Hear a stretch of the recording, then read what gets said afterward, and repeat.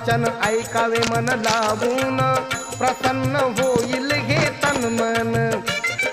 धम्मलाया जागदा साधावी ही सफलता, साधावी ही सफलता. ऐका नंदिनीची मी सांगतो कथा.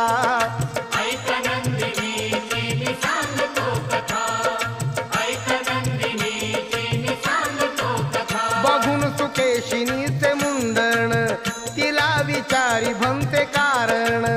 सुकेशिनीने जे कथन केले, ऐकून भंतेजी चकित झाले.